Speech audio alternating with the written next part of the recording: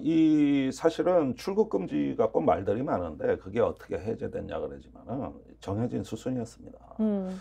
이거는 호주 대사 임명 자체가 훨씬 더 본질적 의혹인데 음음. 그러니까 이 최상병 사건으로 재발이 저린 세력들이 예. 이종섭 장관을 4월 이전에 빨리 치워야 된다. 예. 보니까 이종섭 장관 진술도 못 믿겠고 이 사람 왔다 갔다 하고 그러니까 위험하다 저거. 그래 가지고 저 대사 쇼핑이 시작된 겁니다. 그래 가지고 외교부에다가 한 자리 내놓으라고 이제 쇼핑이 시작이 된 건데 예. 4대 강국 대사 갑자기 바꿀 수는 없는 거예요. 그러다 보니까 저기 만만한 호주 대사를 이제 "여기는 어떻습니까?" 하니까 예. "아니 뭐 거기라도 예. 멀어서 좋네." 이래 가지고 멀쩡하게 15개월밖에 안 된 대사를 바꿔치기 하면서 최단 기간에 빼돌리려고 하다 보니 모든 절차가 다 생략된 거예요. 아니 의원님, 근데 그런 목적으로 호주와의 관계나 우리 국익이 있는데 호주 대사 교체하면 이거야말로 정말 직권남용 아니겠습니까? 아니 그렇죠. 그러니까 이게 이건 또 상대가 있는 문제이기 때문에 예, 맞아요. 이런 걸로 인제 대사 자리 하나를 억지로 만들어서 거기를 대통령 특명 정권대사 즉 특김대사 자리로 바꾼 다음에 거기에 이종석을 임명해 버렸다. 이게 벼락치기로 그냥 정광석화처럼 이루어진 일이거든요. 아니 이러면 또 호주라는 국가와 우리나라는 관계가 또 어떻게 돼요? 그 국가 입장에서 볼 때는 상당히 불쾌하죠. 아니 그러니까요. "이런 대사였어?"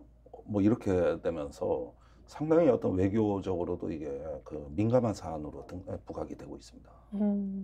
아니 결국에는 공수처가 이걸 막았어야 되는 기관이잖아요. 이런 거 하라고 공수처가 있는 거잖아요. 그러니까 일반 검사들이 수사하거나 뭐 출국 금지하거나 일개 검사가 하기에는 너무 이제 간 떨리는 일들, 이렇게 고위직들이 이제 범죄를 했을 때는 공수처에서 수사해라. 그래서 그 옥상옥이다라는 여러 비판을 뚫고 공수처가 마련이 된 건데, 근데 지금 공수처장 교체 기간이거든요. 네. 그러면 후임 공수처장이 어쨌거나 지금 수사 마무리된 거 아니에요? 네. 그러니까 핵심 피의자가 호주로 가긴 했지만 그래도 1차 조사는 받고 갔고 뭐 껍데기뿐인 핸드폰이긴 하지만 핸드폰도 제출했고 그 핸드폰은 지금 엉뚱한 핸드폰이에요. 최상병 사건 다 지나고 새로 마련한. 그랬다고 하더라고요. 아무 MBC 상관도 보도했지요. 근데 지금 그러면은 박차를 가해서 어쨌거나 후속 조치를 서면 조사도 할 수 있습니다. 조사라는 게 서면으로라도 이게 묻고 답하고 할 수 있고, 그리고 나머지 이 지금 관계자들 쭉 있잖아요. 국방 차관 뭐 이렇게 해서 조사를 해야 되는데 윤 대통령이 이번에 임명한단 말이에요, 공수처장을. 근데 지금 사실 핵심 피의자인 그치. 이 장관과 통화했다라고 유력하게 그 수신처가 용산으로 나오고 번호도 시작되고 대통령실로 등록돼 있는 그 전화를 했을 법한 사람. 그분이 아마 이제 임명하실 것 같은데 과연 제대로 수사할 수 있겠습니까? 그래서 뭐 우검해라고 친목 모임 같이 한 데서 한 분이 간다는데 거기에 윤석열, 한동훈 다 같은 친목 회원들이야. 나 처음에 우검해 그래서 뭐 소고기 먹는 모임인가? 뭐 이런 그게 아니라 뭐 우직한 검사 모임이나 어쩌나 뭐 이렇게 해서 이제 공수처가 이제 그 바뀝니다, 처장이. 그렇게 되면은 모든 퍼즐이 다 맞춰지죠. 이 사건 하나를 위해서 그 대통령실 2명을 단수 공천하고 임종득 2차장, 신범철 국방차관, 그다음에 나머지 그 임기훈 국방비서관이라든지 그때 관련 당사자들은 전부 영전시켜서 임기를 남겨놓고 대통령실에서 내보냈어요. 싹 치워버렸다. 그래가지고 이제 저기 다음 선거가 끝나면은 이 최상병 건에 대한 외압 세력, 대통령 방탄 세력이 제1열로 일단 국회 국방위로 입성할 가능성이 높습니다. 임종득, 신범철. 그러다 국민의힘 우세 지역입니다.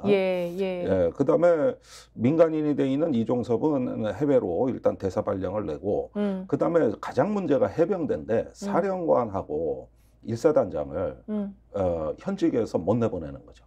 민간인으로 군복을 벗길 수가 없는 거예요. 그래서 희대 그 군인사가 이루어진 게 뭐냐 하면은 김계환 사령관이 해병대에서도 좀 기수가 많이 그 높은 상당히 고참 그 사령관이고 진즉 나갔어야 될 사람입니다. 그런데 못 바꾸니까 해군 사관학교 동기생이 해군 참모총장으로 옵니다. 작년 정기 인사에서 동기생한테 지휘받게 생긴 거예요 지금. 이게 계급 사회에서는 검사나 군인들은 저기 동기생이 그 최상위 계급에 오르면 나머지는 다 옷을 벗는 게 관례잖아요. 그런데 네. 이제 저기 해병대만 인사를 못하고 이 사건 때문에 붙잡아두니까 작년에 해병대에서 장성 진급자가 안 나와요. 육해공군이 다 진급 시즌인데 여긴 이 사람들이 맡고 있는 거지 이제. 그래서 임성근도 해병대가 완전히 지금 망한 군대예요. 인사가 이 신진대사가 마비된 일종의 군대가. 그러니까 여기까지 피해를 미치고 이렇게 하니까 군 인사, 대사 발령 뭐 모든 게 비정상인데 이 모든 게 최상병 사건에서의 대통령 방탄이라는 하나의 목적으로 움직이고 있고 그거를 누군가 이 재발이 저린 세력들이 다 기획해내는 거예요. 이걸로 그냥 정치, 외교, 해병대까지 다 정리를 해 들어가나 아주 초대형 사건으로 이게 변질이 된 거예요. 제가 이 사건을 보면서 이제 이종섭 장관이 출국하는 모습도 화가 났지만 사실은 이 사건은 처음에 이제 고 최상병이 사망하셨을 때 구명조끼 주지 않고 위험한 수색을 시켰다.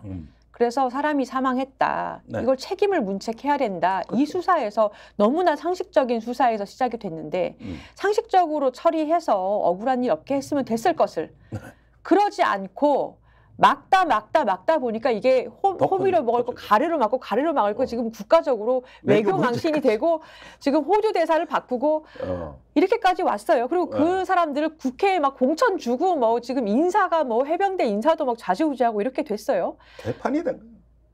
그러면 국방이 전체가 흔들리는 거예요. 아니 제가 만약에 공수처 내부 인물이면 이 상황에서 또다시 방탄 공수처장이 와서 뭔가 이 또 사안을 가리려고 한다면 참지 못하고 내가 이러려고 공수처 왔느냐라고 제2의 박정훈 대령처럼 뭐 내부 고발자로 나설 수도 있을 것 같아요. 그러니까 지금 그걸 우리도 기다리고 있고 더 중요한 것이 하나가 빠졌습니다. 이 사건에서 가장 뼈아픈 점은 그렇게 국방, 외교, 뭐 사건이 일파만파 전방위로 확산됐다 그러지만 더 가슴 아픈 것은 최상병 죽음의 배후에 무엇이 있는가에 대한 수사는 지금 이 순간에도 이루어지지 않고 있다는 겁니다. 맞습니다. 이게 제일 뼈아픈 거예요. 그러니까 이제는 그 경북경찰청에서 수사하고 있는데 거기까지 영향을 주니까 경북경찰청이요. 사건을 이첩 받았으면 자기가 지켜야 되는데 국방부에서 돌려달라고 해서 돌려줬거든요. 이 얼빠진 경찰이 그 뒤에 다음날 뭐라 그랬는지 아십니까? 정식 이첩할 때까지는 수사할 계획 없다. 아니 국민이 의문의 죽음을 당했는데 어떤 국가의 공적인 기관이 수사할 계획이 없다는 발표를 합니까? 그래. 그게 지금까지 이어져 오는 겁니다. 그리고 이게 딴 일도 아니고 우리나라 모든 청년들이 가는 군대에서 군 업무 보다가 된 일이에요. 그러면은 시시비비를 가려야죠. 아니 제가 이 문제는 당사자인 게 재작년 9월에 이해람 중사가 비극적인 죽음을 맞이합니다. 그때 3년 됐네요 벌써. 그때 국방부에서 이제 그 민군 병영혁신위원회가 구성이 돼가지고 제가 사법제도 개선 분과장을 맡아요. 그때 우리가 2014년 윤승주 일병 사망 사건으로부터 지금에 이르기까지 군의 모든 의혹 수사는 초동 수사에서 실패했다. 그때 증거인멸, 말맞추기, 사건 은폐가 다 초동 수사에서 지휘관이 사법 기능을 장악하는 가운데서 이루어진 것이다. 그래서 앞으로는 사망 사건의 경우나 성추행 사건은 무조건 군에서 손을 떼라. 맞아요. 민간 경찰로 한다. 그래가지고 그걸 갖다가 법 개정이 이루어졌죠. 변호사들 16명하고 같이 할 때 제가 그때 위원장이었거든요. 그러니까 이거를 사건을 경북경찰청으로 그때 정상적으로 이관하라는 것은 윤승주, 이해람 등 우리 장병들의 피와 희생에 그 아주 그 뼈아픈 희생을 딛고 일어서서 국민적 지지를 받아서 마련한 계산안이에요. 이걸로 우리가 저기 이 70년 군 사법의 묵은 때를 벗고 새 출발을 하자 해가지고 정군을 불러서 교육을 시켰다고. 그때 박정훈 대령도 와서 교육을 받았다고. 그랬군요. 거기서 3년 전이라.